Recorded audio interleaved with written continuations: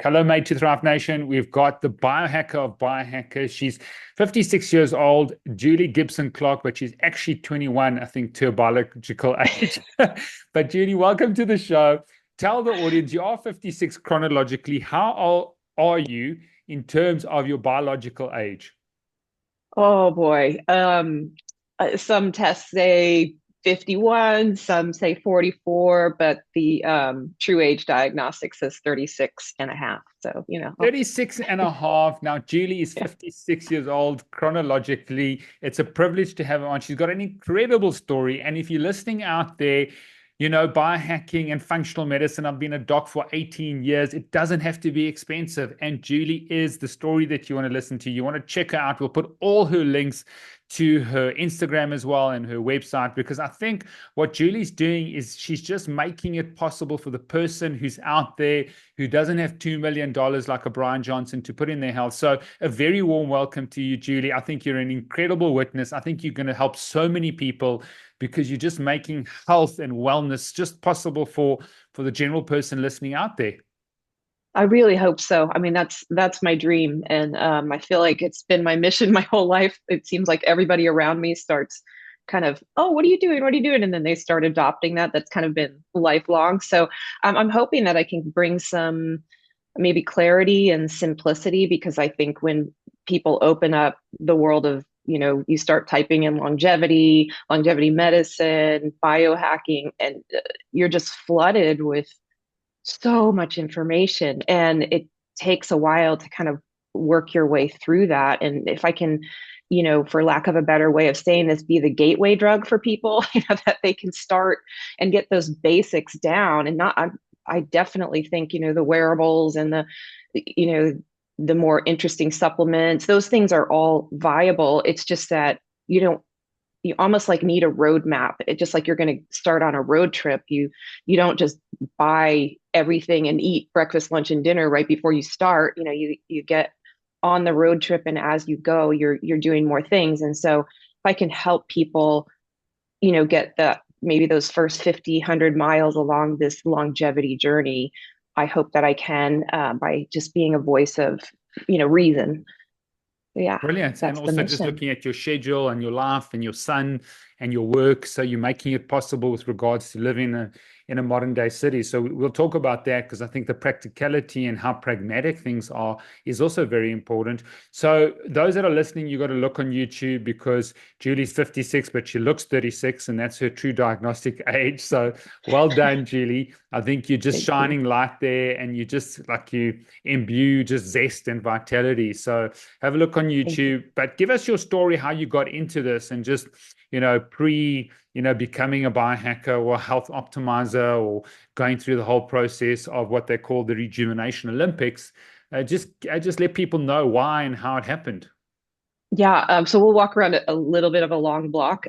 Starts way back when I was young, 8 years old.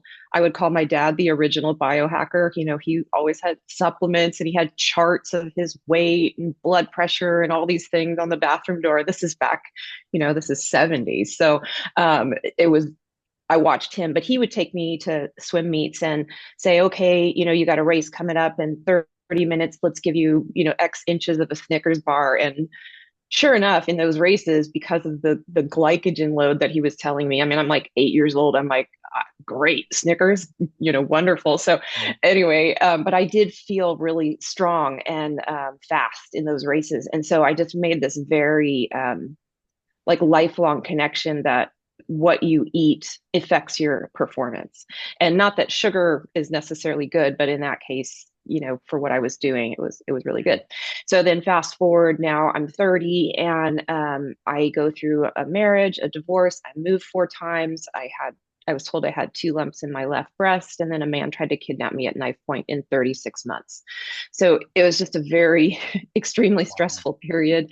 I was having a lot of acid reflux, and I went to my regular doctor who had already put me on an antidepressant for good reason when I was going through everything. But she said, okay, well, you'll just take this antacid the rest of your life. And I just, something in me just said, I don't know, like like, I'm so glad I listened to my gut, because I just kept thinking, well, if I'm having acid reflux, isn't it something I'm eating? Like, shouldn't we be looking at, maybe I'm allergic to something, maybe. And so, luckily, the School of Naturopathic Medicine was forming there in Portland, Oregon when I lived there. And so my friends were kind of experimenting with that. And I thought, let me just go see what they have to say. It can't hurt.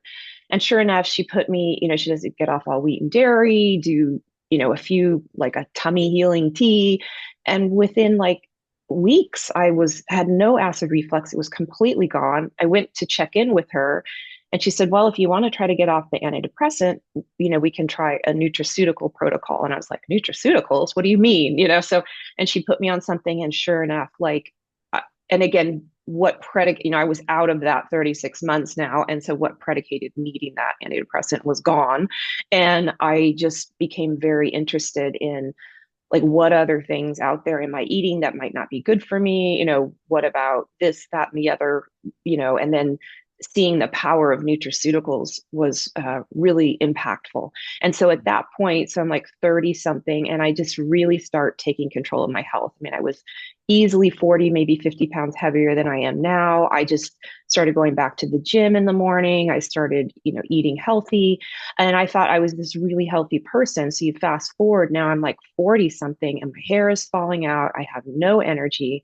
Now, mind you, like, my brother had just been killed very tragically. My son was 3 years old. I'm taking care of him. So it was kind of right to be tired, but my hair was falling out. I was just like a shell. It was like, I would describe it as like bone tired. It was just so tired. And my friend happened to say, you should just get checked for heavy metal poisoning. That could be a symptom. And sure enough, I had like very high heavy metals in all kinds of different metals, from tungsten was one of the weirdest ones. And I think antimony, there was a few others, they're just like weird. Cadmium was high from being around secondhand smoke. And, at any rate, so we started doing chelation therapy, and 6 weeks into chelation therapy, 6 rounds into it, I'm driving home, and all of a sudden there's like the fog just lifted. I cannot, it was just like this, like I had my peripheral vision opened up, and the world actually became brighter. And I was like, what is going on? Like, what is this? This is amazing. I feel like I'm on, like, I don't know, the happiest drugs in the world. Like, it really changed my life. And we did 6 more rounds of chelation after that. But I just became very curious about, like, what else do I not know that I don't know? Like, is there some other way that maybe I would, like, I'm hurting right now, but I don't know because I'm just been under it for so long. I mean, it was so interesting because I did always kind of battle with this low grade depression. And yet it's not like I had any real trauma in my life. I had a good life. It didn't really Makes make sense. Yeah. sense. Yeah. And so it was this, always this, like, I would get kind of weepy, or just a low grade depression. I don't know how to explain it. It was like, and that was just gone. Like, the fog lifted, and I was like, wow, this is like how the rest of the world feels. This is amazing. And the clarity of thought. So I just became really, after what was 12 rounds, and she just said, okay, like, this is hard on the body. We can't do anymore. And all the metals were in safe levels. But, there's just always this question, like, but you've got so many. So what's the cumulative effect? And she would told me about the MTHFR gene, which I did have. And so I was not detoxifying well, or would always need, some support for that.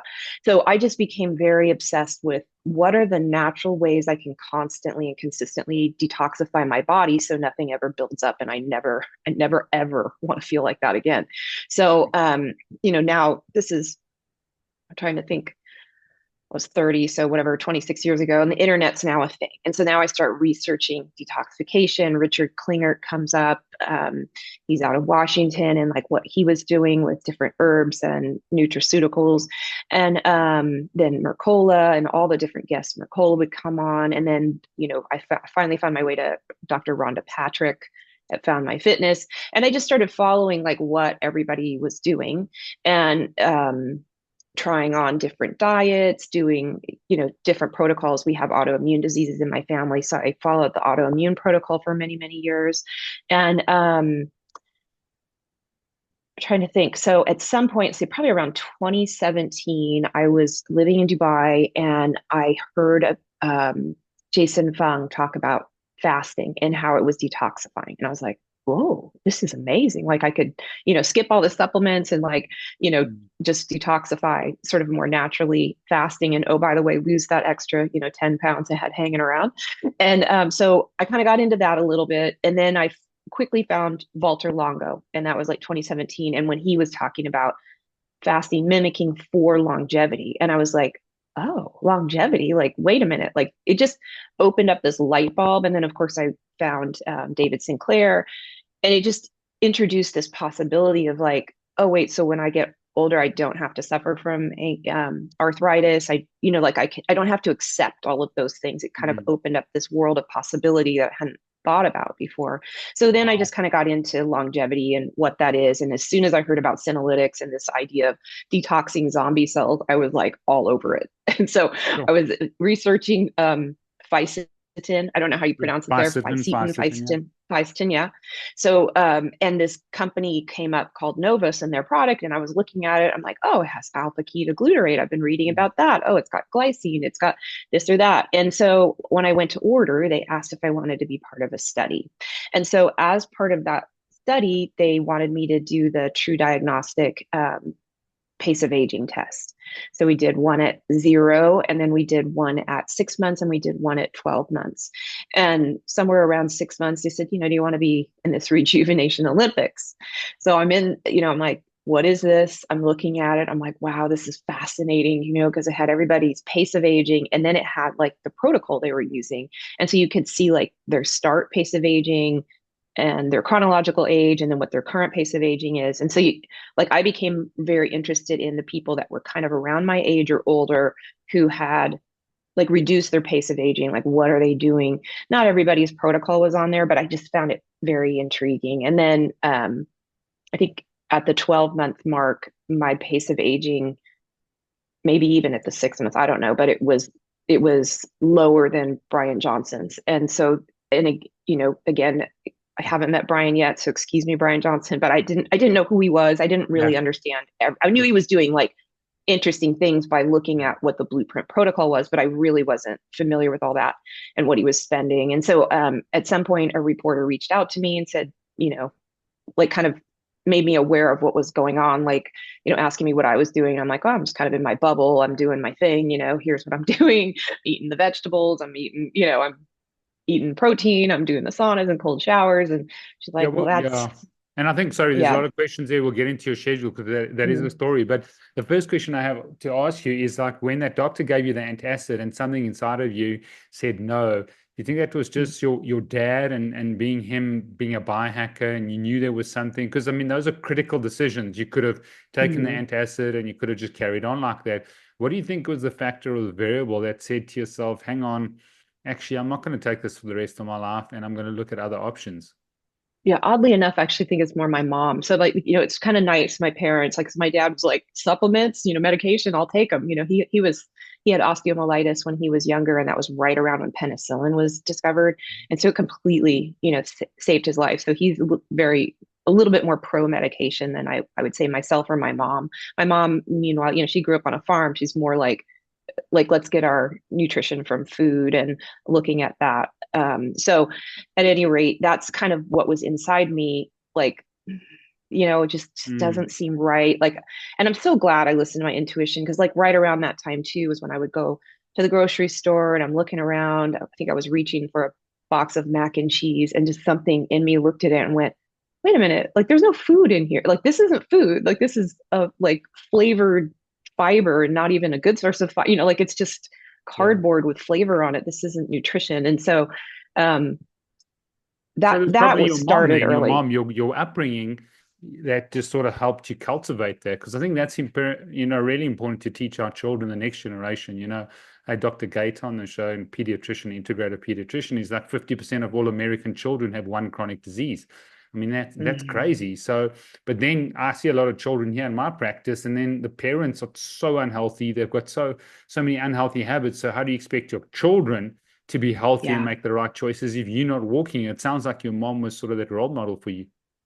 Yeah, for sure. And I'm seeing it now with my son because of, and again, we'll get into my routine, but he's been watching me his whole life, and now he's up at 4:30 going to the gym. He's working out. And I've never, not once have I said, oh, you should go, you should do, it was just like such a testament to like they will do what you do more than what you tell them to do. And Exactly. it was, I was always very hands off about that. I knew like my older brother and my younger brother kind of got into triathlons. They weren't real like because my son was never very interested in sports, but same thing with my brothers. And then they just really got into working out when they got older. So I thought it'll come. And sure enough, he's 18. So it started at like 16 or 17.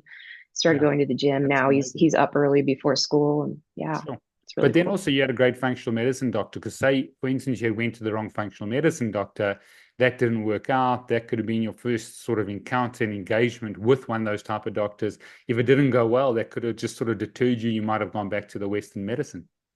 Yeah, for sure, for sure. And I think, people should know that, like, just because somebody's got the functional medicine background doesn't necessarily mean that they're a good fit for you. And I've, gone to other functional medicine doctors since then, and they're just not that they don't know what they're doing or anything like that. We're just not a good fit. And so, it's still the same thing. You still have to find somebody you jive with, I guess, Yeah. for lack of a better way of saying that. So, And then yeah. you had health coaches like Rhonda Patrick. So you had these people you listened to. Did you ever have a specific health coach like for the functional medicine doctor who would help you, or a trainer that would help you? Or did you just sort of listen, you know what, I'm going to listen to these people, going to make my own decisions, I'm going to put my own things in place? Because a lot of people battle with the execution, with the routine. Hmm. How did you Yeah. find yourself, being consistent and sort of being very disciplined with your routine?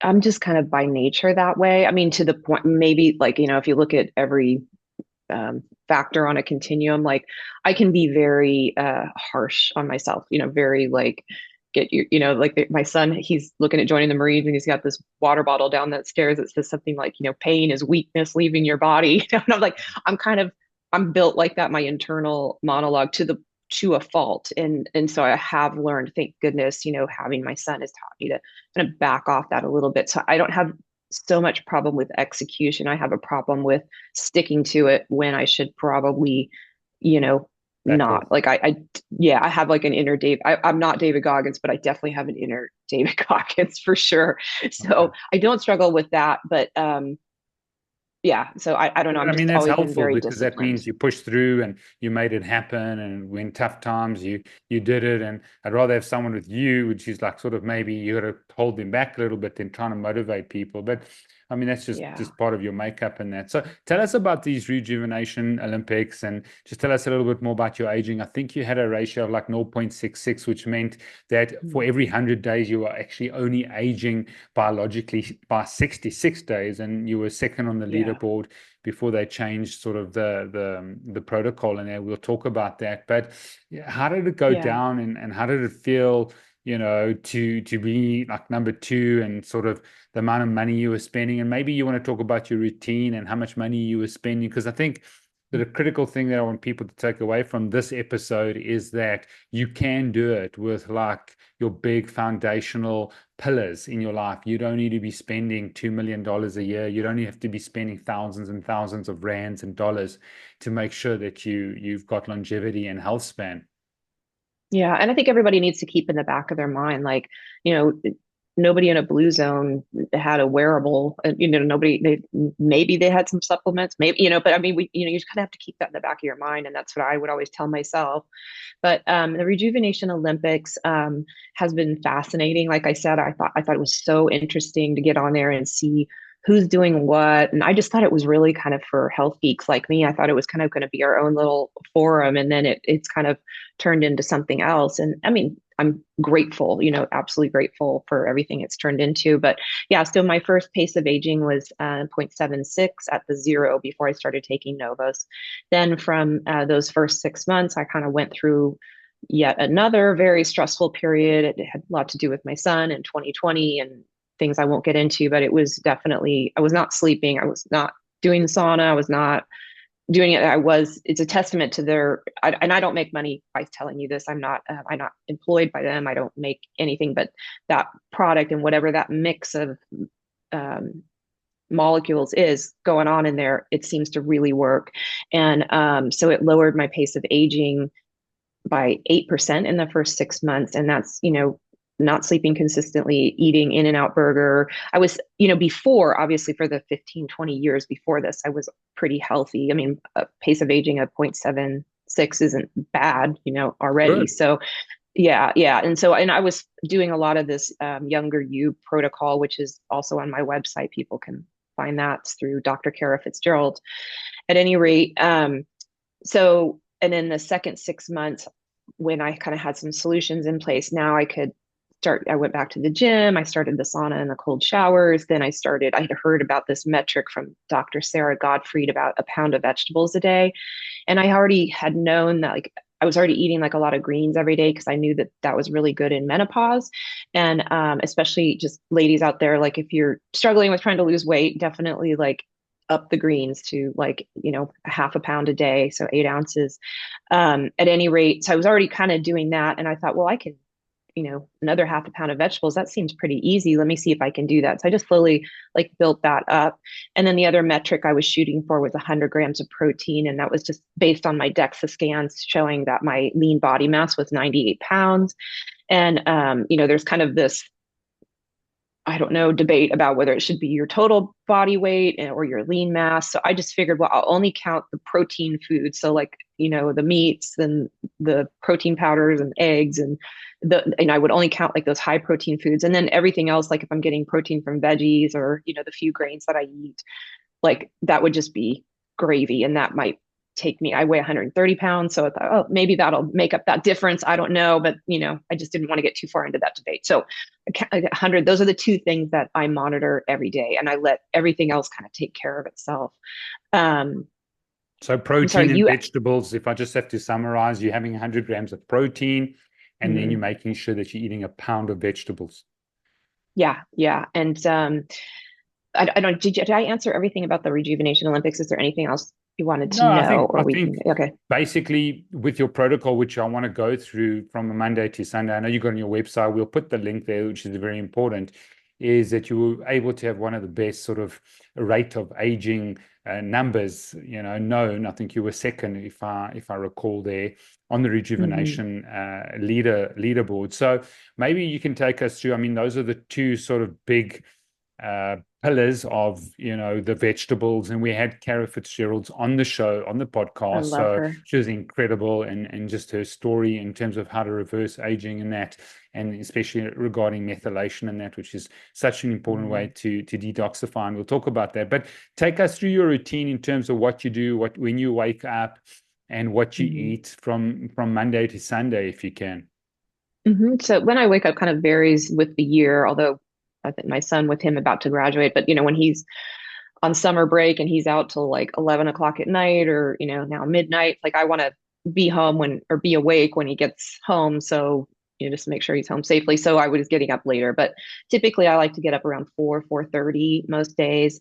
I get up, I make a green tea and I just sit and, first of all, I make my bed. That's another mindset thing I think is really important. And I do have that on my website, but I just think it's like, I don't know, it's just kind of like, okay, that's done. Okay, I've been successful at that. Okay, I can kind of build on that the rest of the day. So make the bed, sit with a cup of green tea, and I read the Bible. I'm certainly not prescriptive for that for everybody, but I do think some sense of spirituality and awe in your everyday life is, I think, important for longevity. I don't know, life is long and hard and we need practices. So at any rate, so I do that. And then, emails, whatever, that's like an hour. And then I head off to the gym, and I have to do that first thing in the morning, because, just the day takes hold and it's really hard. Everything will get in my way if I don't go do that first thing. And it just feels really good. I like to be in a somewhat fasted state. I do put a little collagen protein in my green tea when I know I'm going to go do like a VO2 max or the heavier workouts. If I'm just going to go for a walk, I don't really do it. But anyway, and And So so basically, I'm just that going to schedule, summarize that you wake up at 4:30, depending on your sun. You're basically doing some spiritual work. Do you do breath work in then, or do you just read the Bible, sit quietly, and then you do an hour of work, like on the computer, email? So you go straight from your Mhm. spiritual into that hour of work, and then you go to the gym. Yeah, it's usually like a half hour to an hour of work, but Okay. yes. And then I just try to get to the gym, pretty quickly.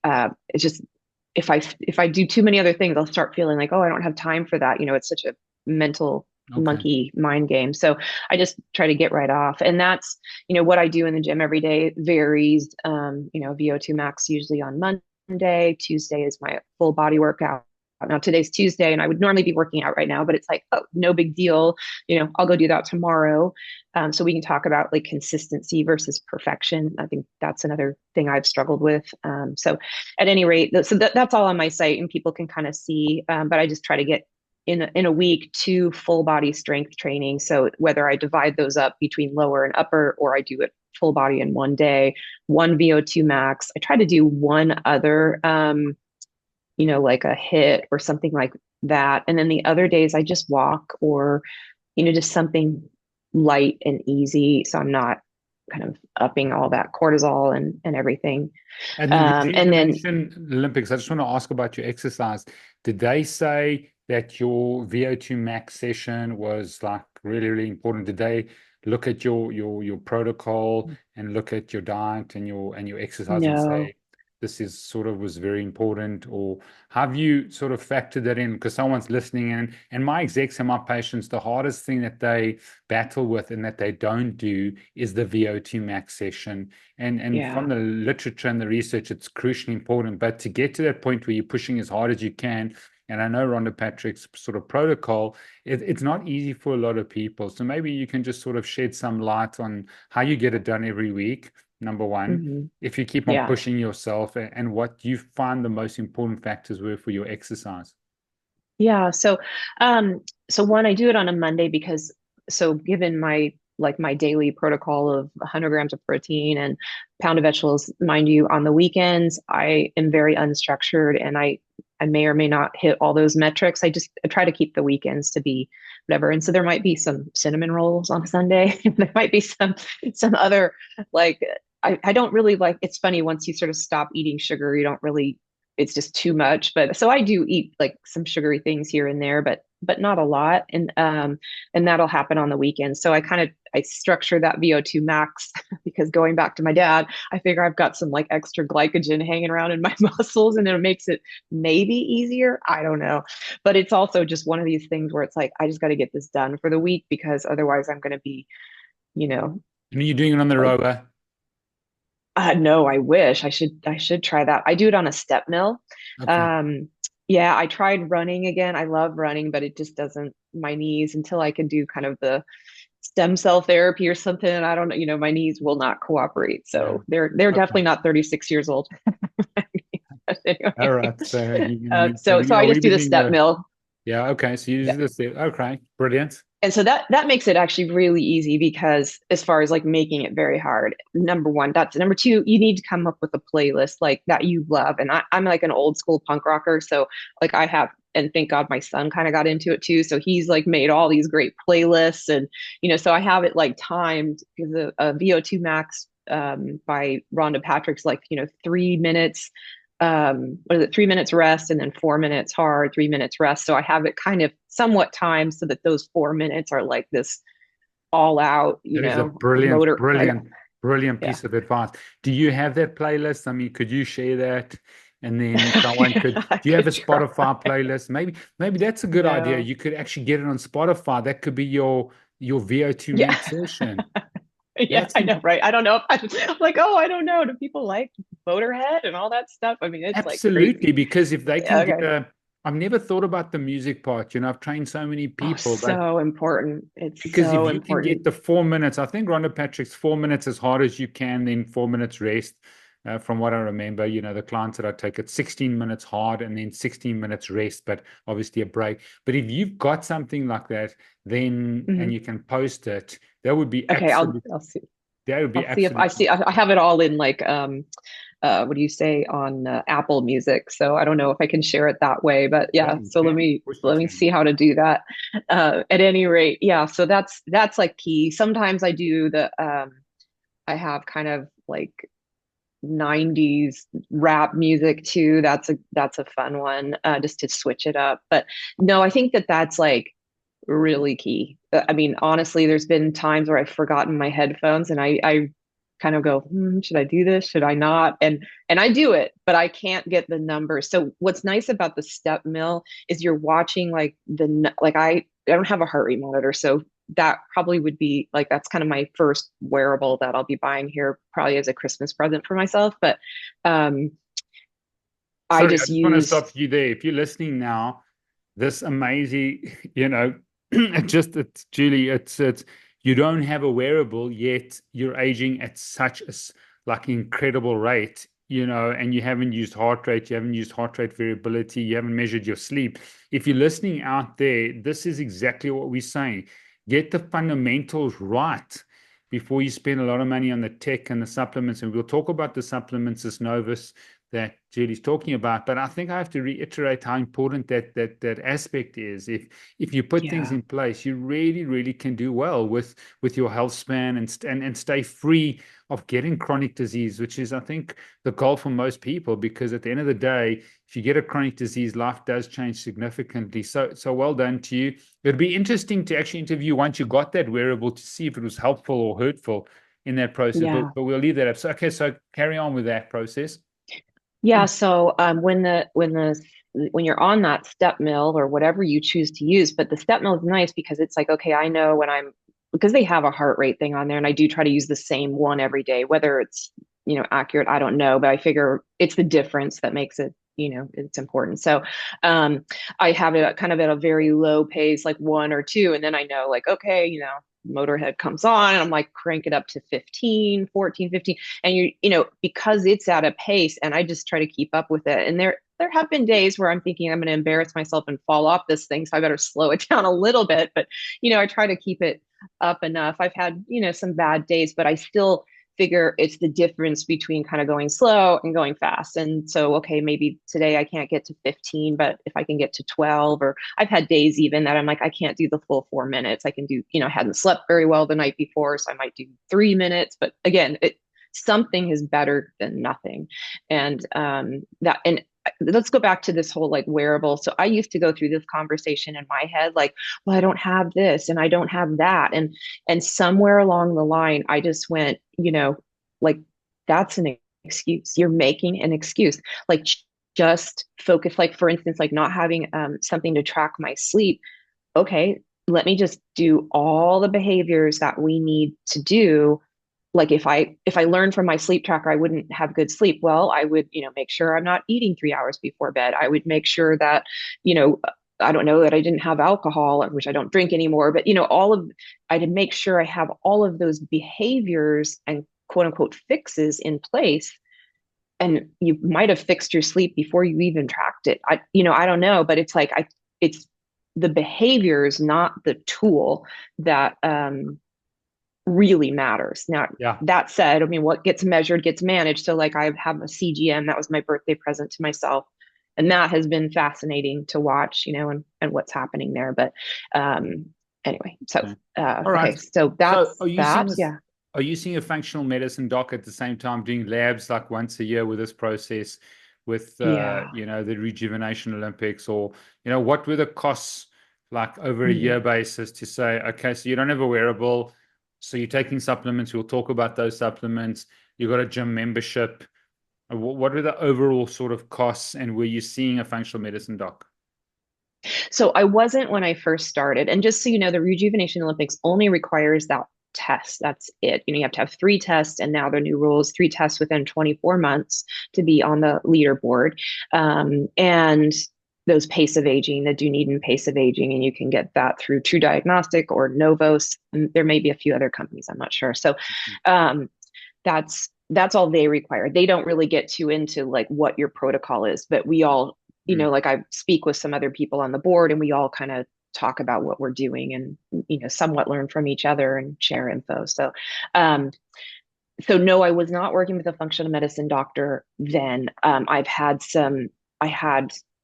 some issues come up this year actually. I learned I had a fibroid, and I have been working with a functional medicine doctor to, so I'm in this very weird space right now of, lowering, because that's estrogen dominance. And so we're lowering my estrogen, and I'm on hormone replacement therapy. And it's been a lot of sleepless nights.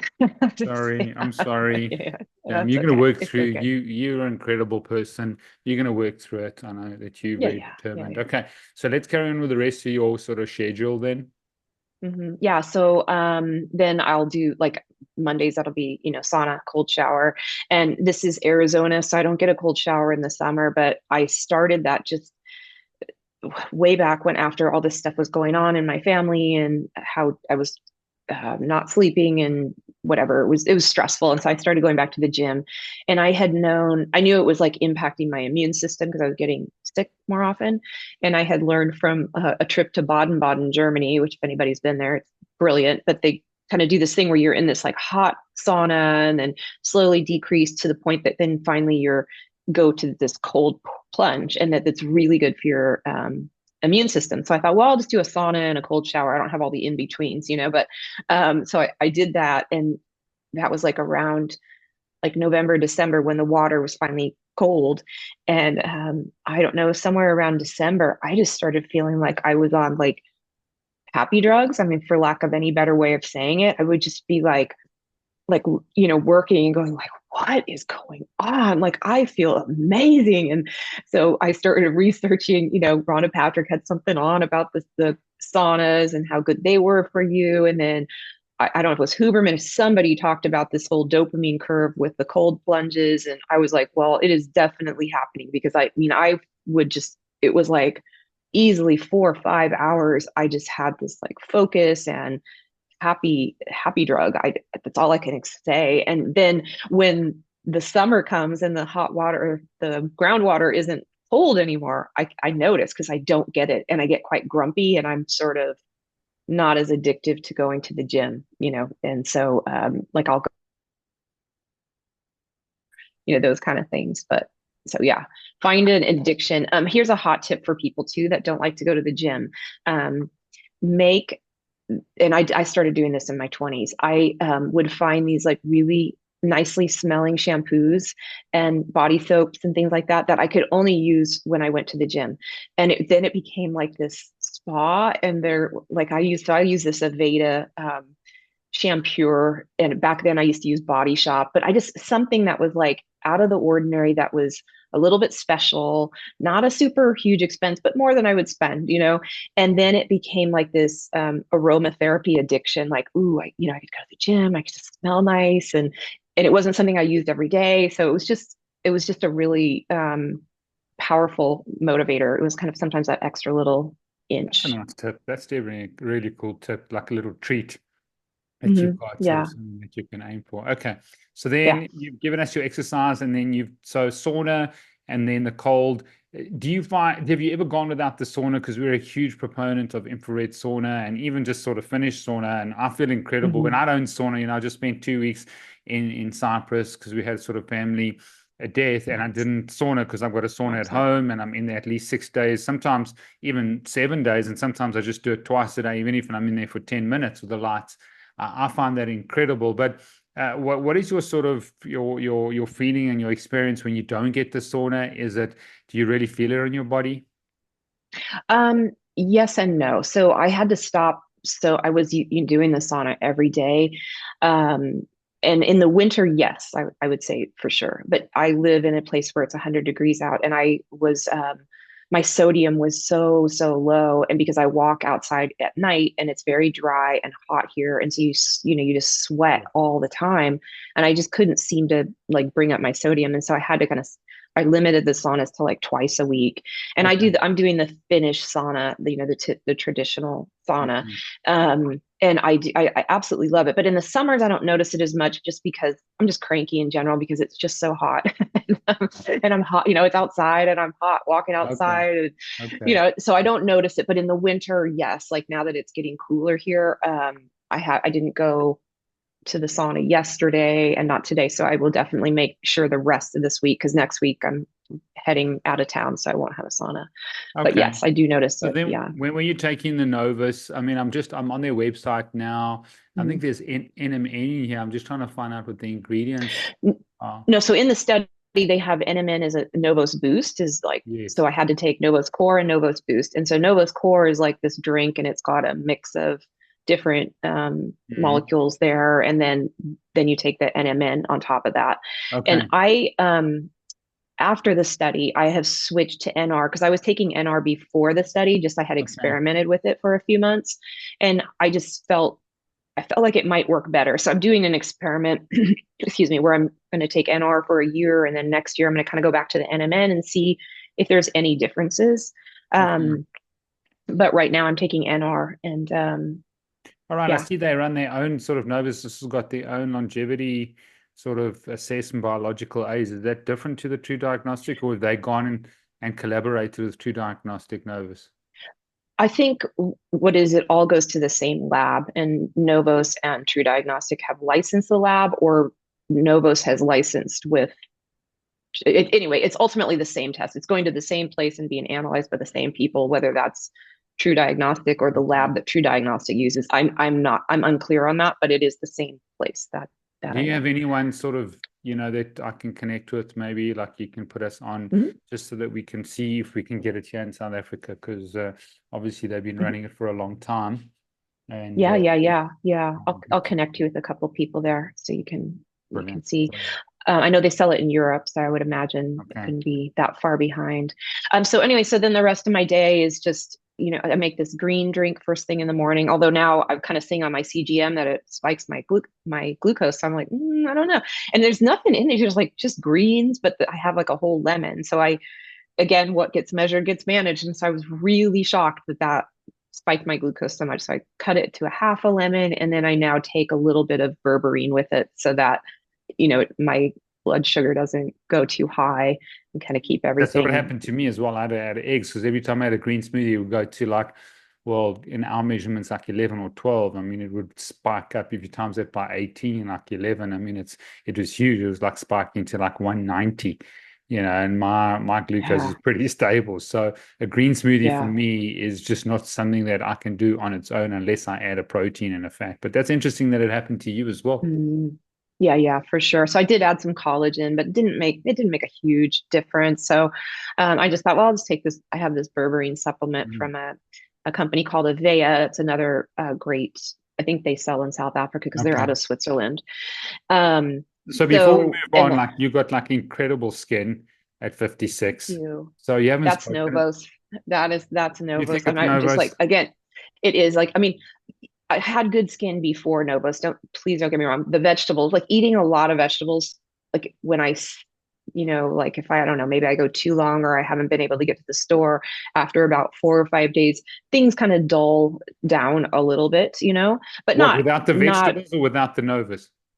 without the vegetables. And then, but when I was already kind of eating healthy before I started taking Novos, but in that stressful period, I wasn't always eating all the vegetables, but the Novo still like, I mean, everywhere I go, people just be like, oh my, one, you're 56. Oh my God, and like, what do you put on your skin? And I just like, I don't think it's so much what I put on my skin because I noticed the difference if I missed like taking Novos too many days or I missed the vegetables too many days.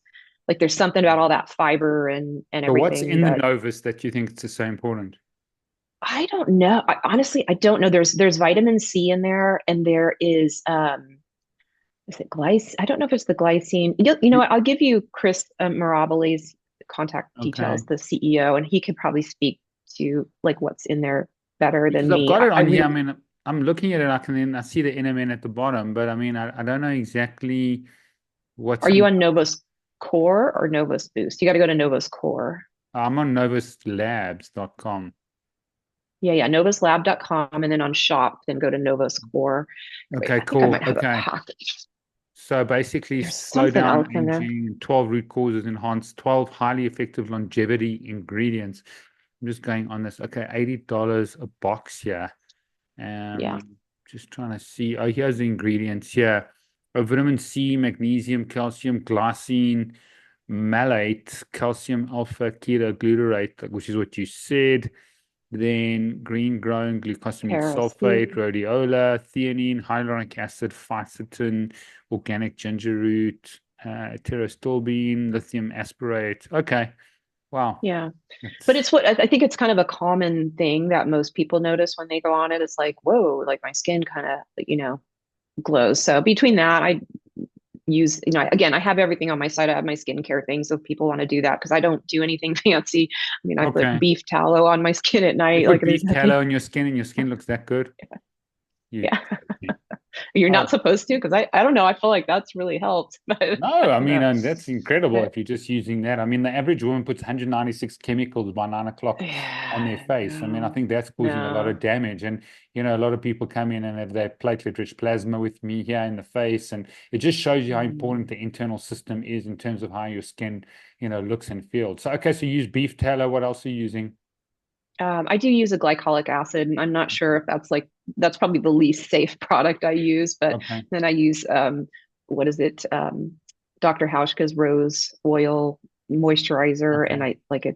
I think it's pretty safe. And Mm. um, that's kind of been the last bastion. I've sort of like haven't dug too far. I'm trying to, like get the lotions out of my life. So I've kind of switched to the beef tallow and um, I still use like probably a toxic mascara, but I figure I don't have makeup on every day, so it can't be that But also, you bad. got the And true diagnostic aging, so it's not having a huge impact. And I'm sure you must have done some bloods over time to see where you're at. So you're not only going on true diagnostic. So, I mean, the little yeah, bit you're yeah, letting go, it's not having a huge impact.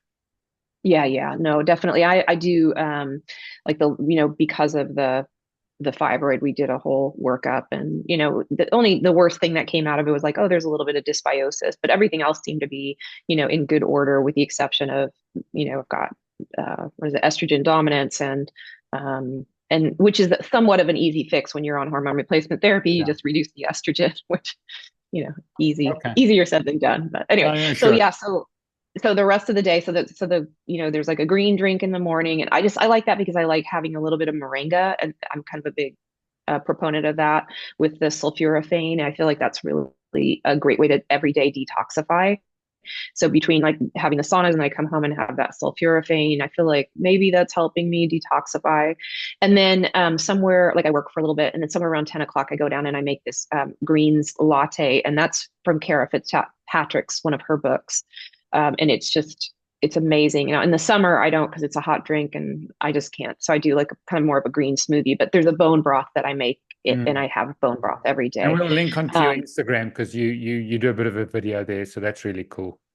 yeah, yeah, yeah. And then and my website, it's got all the books, kind of that I follow, and this protocol too. My daily protocol is on there. Um, excuse me. And then somewhere, I don't know, 11, 1, 2, when I finally kind of get like hungry for actual real food, then I go down and get a bowl of vegetables and some protein. And either it's protein that's left over from the night before, like some chicken or steak or whatever we kind of had, or I have eggs. Sometimes I have cheese if I'm craving it. I'm not a big I've never really liked cheese my whole life. So if I do crave it, I let myself have it because I figure there's something I'm needing in there.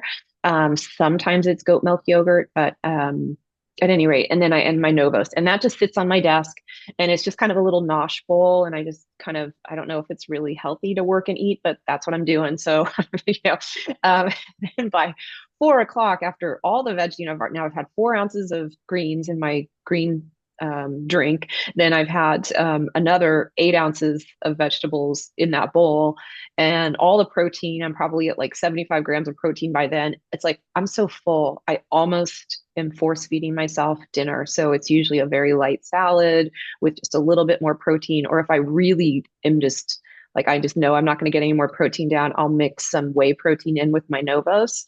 And so I know, okay, I'll hit my protein mark for the day. And now I just need to have, some like 4 ounces of more greens.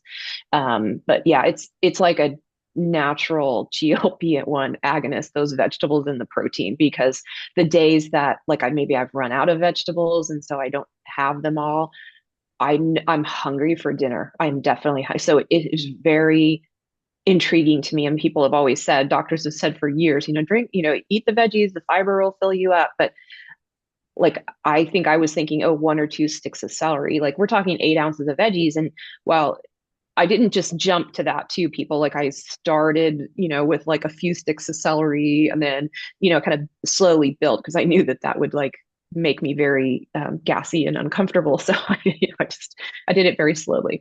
Mhm. But there's whatever jicama is in there these days, radishes, whatever is kind of interesting at the market or the farmer's market is like, I use it as a time to explore food. I'm a cook first and foremost, and I love exploring the world through food. And so if there's something exotic I haven't tried before, or if there's a new way, like sometimes I saute up the celery because, like, you get sick of raw Mm. veggies. So sometimes I just saute them up with different, I don't know, flavor profiles and see what I can do with it. I just try to get very Lovely. creative, but Okay, yeah. so that's incredible. I mean, you've spoken about that, and I want to say thank you for being so real and just so authentic, and just letting people know when you're letting your hair down and letting go. I think it's fundamentally important. I think, if I just look at your story, I mean, so many people are going to relate to you, and so I just wanted to say thank you for that. That's amazing. Tell us Yeah. a bit about sunlight. I know that you've got a bit of a sunlight protocol and your light diet. When I say your light diet, what light you're absorbing, because I think that's fundamentally important to your aging. Yeah, so I think a lot of people are surprised, and I'm not anti, but I don't use sunscreen on a daily basis. I'll go for a walk in the morning, and when I walk in the evenings nowadays, the sun isn't even up, so it's not an issue. But I, I, this has been lifelong. The whatever's in those sunscreens, I would get little, very painful white milias, and so that's why I just stopped. I had to stop using it altogether. But I am grateful that I have my mom's olive skin, so I don't burn very often. I've probably had maybe 3 sunburns in my whole life. And I wear a hat. I will wear a hat. But I do try to make sure that I get that morning sunlight in my eyes, whether it's a walk or I'm sitting out on my balcony or the laziest, but I think it's genius. On my way to the gym, I just like lower the window, because now the photons are coming in the car. I'm like, well, it's either genius or like the epitome of laziness. I don't know, but I really try to set that. I've struggled with insomnia in the past, in my life, and that is just it's just awful. So I really figured that sets that melatonin schedule for the day. Let me just do everything and anything I can to make sure I sleep well at night. So that's one thing. And then if I can get out in the evenings for a sunset walk, I do try to go before sunset, so I'm getting that kind of that different light in my eyes. But that also means Okay. I'm sharing the world with the coyotes and the javelinas and all the weird animals around here. Okay. Anyway, Cool. yeah. Now, you've had quite a lot of like distress in your life and trauma, just in terms of what's happened. How have you sort of managed? Because I mean, stress causes just a lot of aging or distress. Yeah. Stress is a very helpful thing in our lives as well. We try and sort of set people's mindset on stress, how important it is. But, what have you done to manage that? Because I think that can have a huge impact on how you age.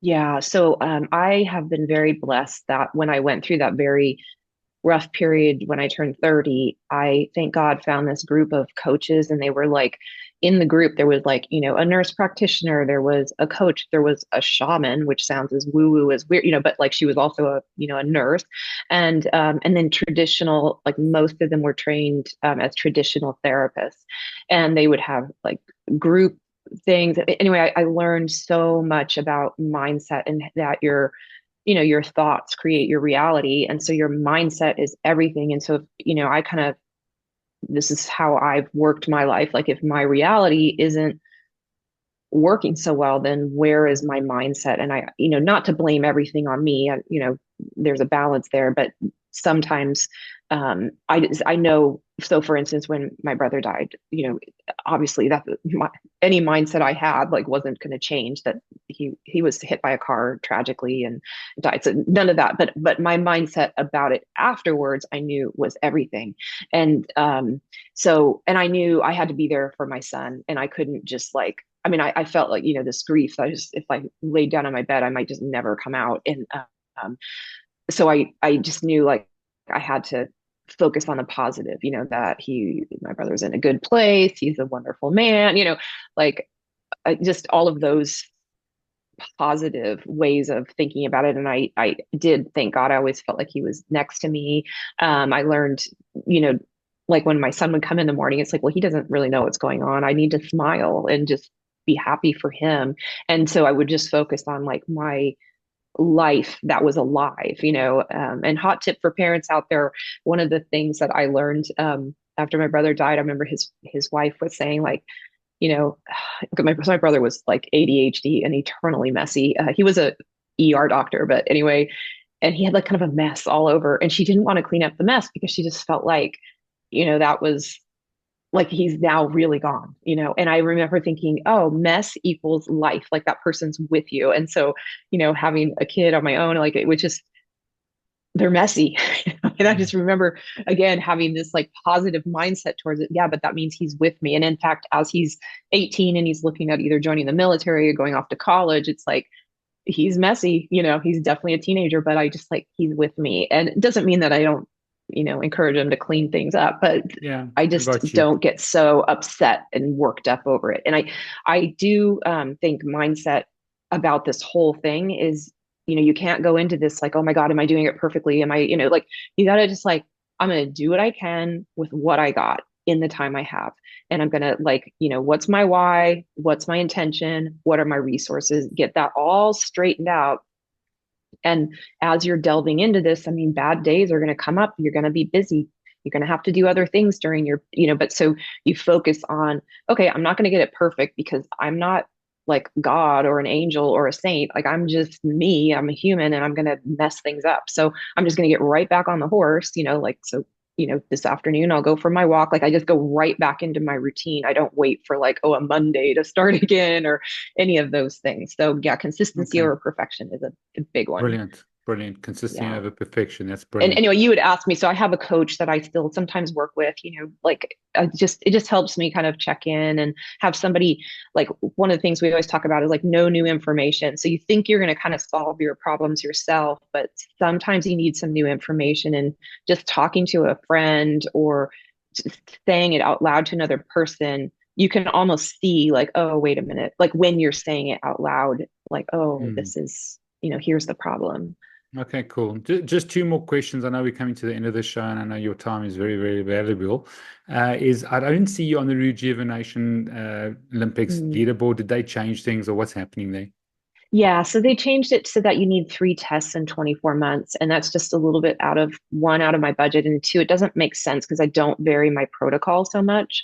I am about to take another test. It was time for me to take another test, but it was right in the middle of all these, changing my hormones and not sleeping. And I'm like, oh, I don't want to take this test right now because I know I'm only going to take once a year, and I'm not Yeah. sleeping. I can't imagine it's going to come back being very good. So I've been kind of waiting, but I mean, I'm going to just have to buckle up and take it because I'm about to do some testing of a wearable product, and I want to have a before and after thing. But so at any rate, what are those are, I don't know if they've changed it. Now you do like a full body age test. They're not cheap. And so I figure once a year is plenty. And so I'll probably not be on the Rejuvenation Okay. Olympics, leaderboard, but it I'm not doing it to be on the leaderboard. I'm doing this to, I'm grateful that I was, and that I'm hopeful that people can hear, some voice of reason in all of this, and, not use all the technology as an excuse not to get in. But at any rate, I if I'm on the leaderboard, great, but that's just icing on the Mm, cake. Otherwise, brilliant. I'm doing it for me and my son and my mom. Yeah. Cool. Wonderful. And just the last thing, what's the future for Julie Gibson Clark? I mean, you've become a bit of a hero and you're going on podcasts and you were part of the Rejuvenation Olympics, but it sounds like you're still working Mhm. your current career. But how do you see yourself in the future with regards to health and wellness? Well, I'm hoping, to turn this into a more of a full-time thing. I'm just trying to work it out in a way that's in integrity with myself. And, I want to make sure that if I'm recommending products and, their affiliate links, there are things that I really, really genuinely use and have made a difference in my life. So I'm not necessarily willing to just put a bunch of stuff up there that doesn't work. So that's one that's going to make it, I think, a little harder to grow that aspect. And then I am looking at possibly starting a podcast. We'll see. I'm kind of toying with it in the back of my head. I don't know. I still have to work out like what the content might be. I am going to start a biohacking book club. I'll do the announcement over Thanksgiving weekend here, which is like the end of November, and then we'll start it next year. And so again, on my website, there's like a biohacking book club page. They can put their email in and I'll notify them when I've got all that. But so we'll do that as like kind of a community. And then I'm going to kind of just take this step by step and see, where it leads me. I want whatever to develop naturally. And until then, I enjoy what I do as a recruiter, and it allows me the time to work out and do these kind of things on the side. So. Brilliant. Well, just want to declare favor and blessing over you, Julie Gibson Clark, just Thank that you would just you. rise up in the calling and the gifts and the talents that God has given you, and that you would just be a witness to many people, because I think you're very relatable, and I think you're authentic. I think you want to see people fly in their health and their wellness, and you've managed to do it after coming through trauma and going through divorce and having a son that you deeply care about and looked after, and your own relationship stress. And then, so I think it's inspirational. And I haven't had Brian Johnson on my podcast, but I've had many other guys who've spent hundreds of thousands of dollars, and you've managed to do it and make it practical. So, yeah, well done to you. Thank you so much. And I hope in the future we'll get to meet in person if I'm ever out in South Africa, or who knows, maybe you go to Dubai. I don't know.